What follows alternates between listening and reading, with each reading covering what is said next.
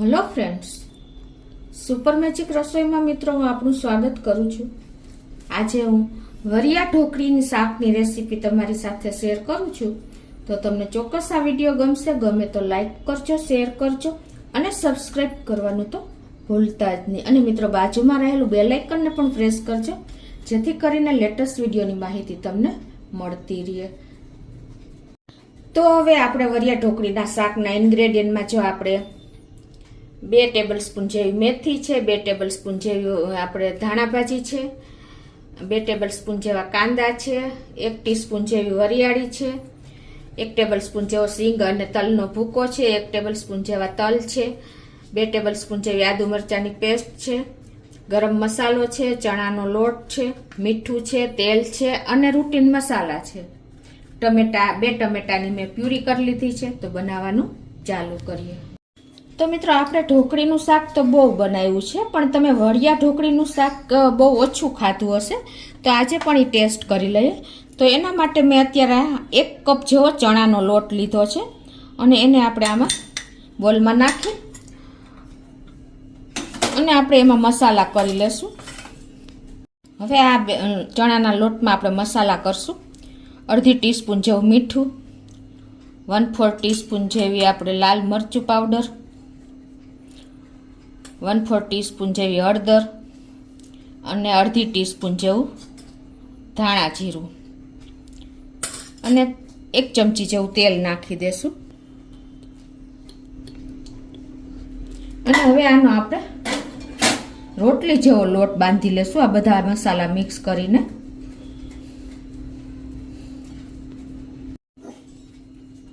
તો આ રીતે પાણી નાખીને અને આપણે લોટ તૈયાર કરી લેશું। આ રીતે જો આપણે રોટલીનો લોટ હોય ને એવો તૈયાર કરી લીધો છે। અને હવે આપણે સેજ તેલવાળો હાથ કરી અને એને આવી રીતે લગાવી લેશું, એટલે ચણાનો લોટ સેજ ચિક્કાશ લાગે છે, એટલે એકદમ છૂટો લાગશે। તો હવે આપણો લોટ તૈયાર થઈ ગયો છે, હવે એને સાઈડ ઉપર રાખી દેશું। તો હવે આપણે ઢોકળી માટેનો મસાલો તૈયાર કરી લેશું। તો એના માટે અત્યારે જો આપણે આ મેથી લીધી છે 2 ટેબલસ્પૂન જેવી, ધોઈને મેં એકદમ સરસ ઝીણી સમાર લીધી છે, એ નાખી દેશું। અને થોડીક મેથી આપણે વઘારમાં નાખવા રાખશું। એ જ રીતે આપણે થોડી એવી જેટલી મેથી લીધી છે ને એટલી જ ધાણા ભાજી લીધી છે 2 ટેબલસ્પૂન જેવી, તો એ પણ આપણે આમાં નાખી દેશું ને થોડીક આપણે ઉપર નાખવા માટે રાખશું। 1 ટેબલસ્પૂન જેવી આપણે આદુ મરચાંની પેસ્ટ નાખી દેશું અને અડધી ટીસ્પૂન જેવું લાલ મરચું, 1 ટીસ્પૂન જેવું ધાણા જીરું, 1/4 ટીસ્પૂન જેવી આપણે સેજ હિંગ નાખી દેશું અને આપણે થોડા એવા અડધી ચમચી જેવા તલ નાખી દેશું અને આમાં થોડુંક આપણે તેલ 1 ચમચી જેવું નાખી દેશું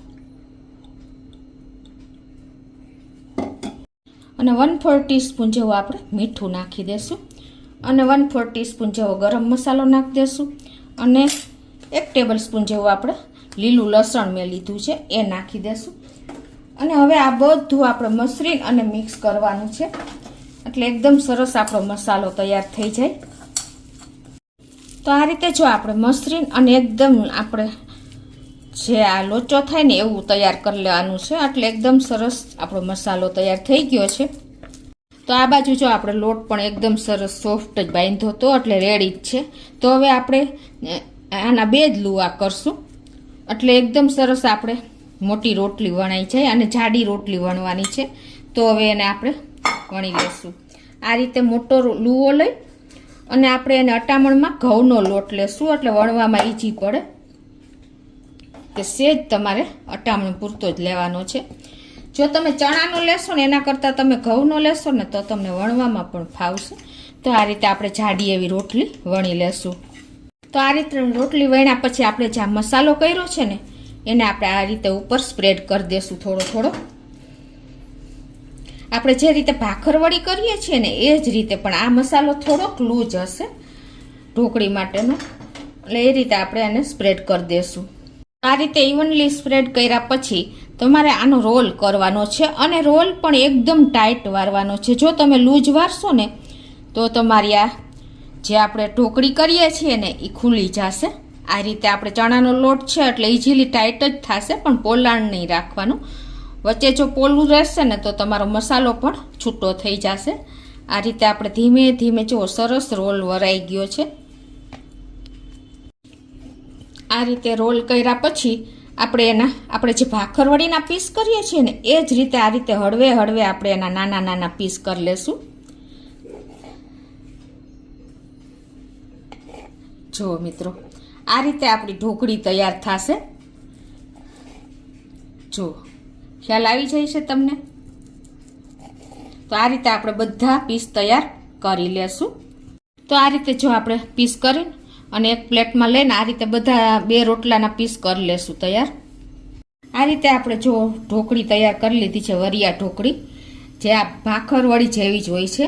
અને જો તમે આપણે ધાણા ભાજી અને મેથીના દાંડલા બિલકુલ નથી રાખવાના, પાંદ જ લેવાના છે. નહીતર શું થશે કે તમારી વડીમાં જે દાંડલી હશે ને એ તૂટવા માટે કરશે. એટલે આ રીતે એકદમ સોફ્ટ પાંદ જ લેવાના છે. અને જો તમારી વડી એકદમ તમે લૂઝ રાખી હશે ને તો ખુલી જશે.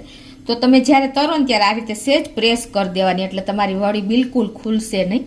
આ જે ઢોકળી છે એ જો. અને હવે આ બાજુ આપણે તેલ પણ ગરમ કરવા મૂકી દીધું છે મીડિયમ ફ્લેમ ઉપર. તો આપણું તેલ પણ ગરમ જ થઈ ગયું છે.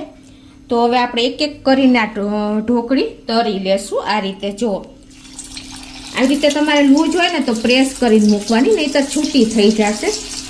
આવી રીતે એક એક કરીને મૂકી દેશો ને એટલે ઇઝીલી તરાઈ જશે. અને ગેસની ફ્લેમ આપણે મીડિયમ જ રાખી છે. એકી સાથે તમારે નહીં નાખી દેવાની, નહીંતર શું થશે કે એકાબીજાને ચોટી જશે અને મસાલો કદાચ ખુલી જાય અને તેલ ઠંડુ થઈ જાય ને તો આ રીતે આપણે અડધી અત્યારે તળી લેશું. તો 2 થી 3 મિનિટ થઈ છે અને જુઓ મીડિયમ ફ્લેમ ઉપર આપણે આને કરી છે, સ્લો ટુ મીડિયમ ફ્લેમ ઉપર. અને આવી રીતે બદામી કલરની એટલે કે બ્રાઉન કલરની થાય ને ત્યાં સુધી આપણે એને ફ્રાય કરવાની છે. અને તો હવે આને આપણે એક પ્લેટમાં લઈ લેશું.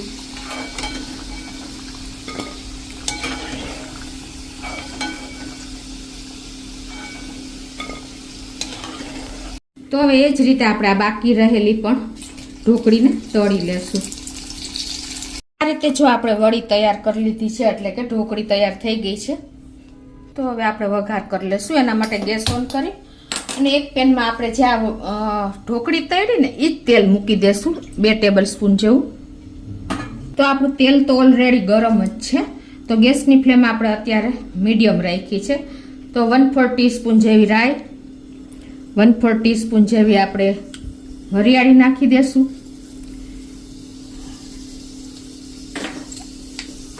અને આપણે આ જે આદુ મરચાંની પેસ્ટ છે એ પણ નાખી દેશું. એ પહેલાં આપણે એક તમાલપત્ર છે, એક સૂકું લાલ મરચું છે, ખડા મસાલામાં એક તજનો ટુકડો છે, એક અડધું બાદિયું છે અને 2 થી 3 લવિંગ છે.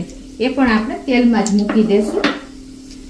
અને એને સહેજ આપણે આ રીતે તેલમાં ક્રકલ થવા દેશું. અને હવે જે આપણે આદુ મરચાંની પેસ્ટ કરી છે ને એ આપણે 1 ટેબલ સ્પૂન જેવી અત્યારે વઘારમાં મૂકી દઈશું.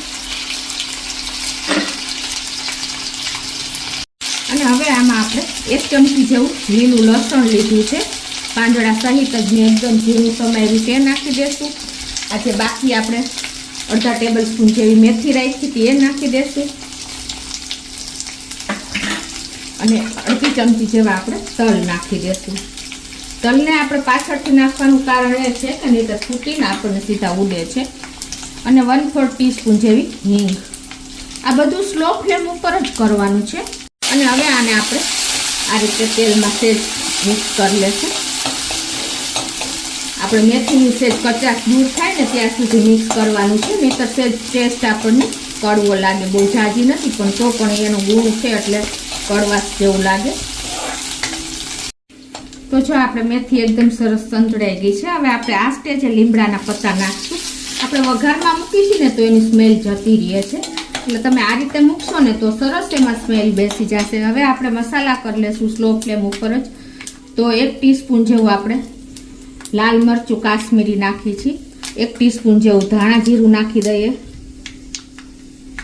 અને 1/4 ટીસ્પૂન ગરમ મસાલો નાખી દેશું. અને આને આપણે મિક્સ કરી લેશું. અને હવે આપણે જે આ એક મીડિયમ સાઈઝનો મેં કાંદો સમાર્યો છે એને પણ આ રીતે નાખી દેશું. અને હવે આપણો મસાલો ન દાજે ને એના માટે આપણે 1 ગ્લાસ જેવું પાણી નાખી દેશું.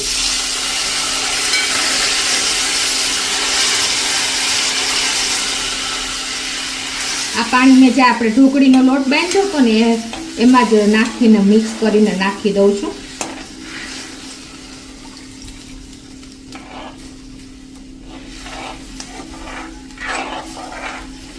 અને હવે આને આપણે સેજ ઉકળવા દેશું. એ પહેલા આપણે પાણીના ભાગનું અત્યારે મીઠું નાખી દઈએ, અડધી ટીસ્પૂન જેવું.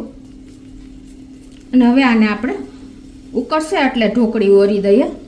અને હવે જો આપણે અત્યારે 1 ટીસ્પૂન જેવું હજી કાશ્મીરી લાલ મરચું નાખી દઈશું એટલે કલર સરસ આવે. તો હવે આપણું પાણી પણ ઉકળી ગયું છે. અને હવે આપણે આ જે ઢોકળી તૈયાર કરી છે ને એ આમાં નાખી દઈશું.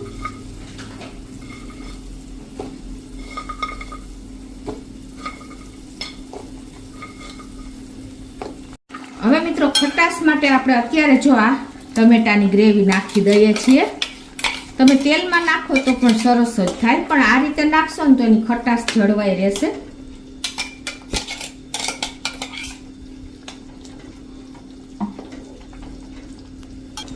હવે મિત્રો આપણે આ ઉકળે છે ને, અત્યારે મેં દેશી ટમેટા નથી. જો તમારી પાસે દેશી ટમેટાની તમે ગ્રેવી કરી હોય ને તો તમારે દહીં નાખવાની જરૂર નથી રહેતી.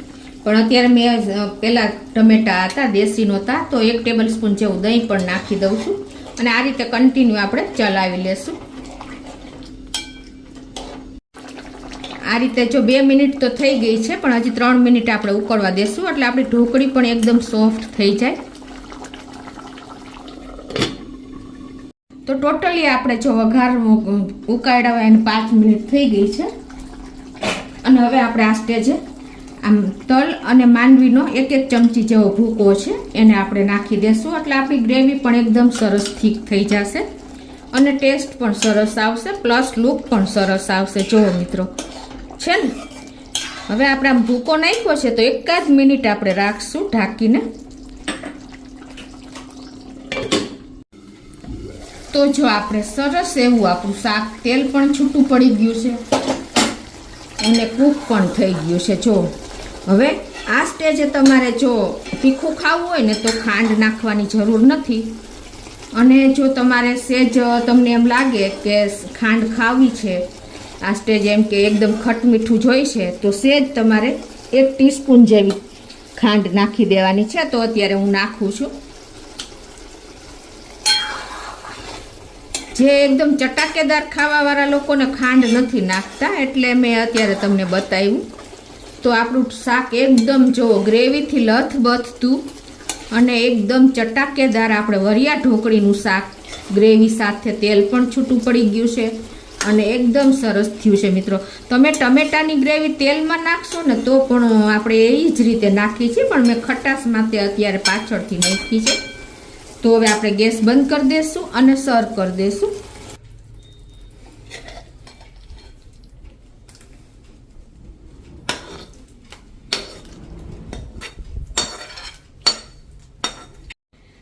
તો આ રીતે જો આપણે સર્વ પણ કરી દીધું છે મિત્રો. તો હવે ઉપરથી આપણે થોડી એવી ધાણા ભાજી નાખી દઈશું. તો આપણું વરિયા ઢોકળીનું શાક એકદમ રેડી છે. તમે ચોક્કસ એક વખત આ રીતે ટ્રાય કરજો મિત્રો. આ રેસીપી આપણે ભાવનગર સાઈડના ગામડાઓમાં બને છે અને લોકો વાડીમાં પ્રોગ્રામ કરીને બનાવે છે તો એકદમ ટેસ્ટી ચટાકેદાર બને છે. તો તમે ચોક્કસ એક વખત આ રીતે ટ્રાય કરજો અને કોમેન્ટ બોક્સમાં જણાવજો કે તમને આ વરિયા ઢોકળીનું શાક કેવું લાગ્યું. તમને ગમે તો લાઈક કરજો, શેર કરજો અને સબસ્ક્રાઈબ કરવાનું તો ભૂલતા જ નહીં.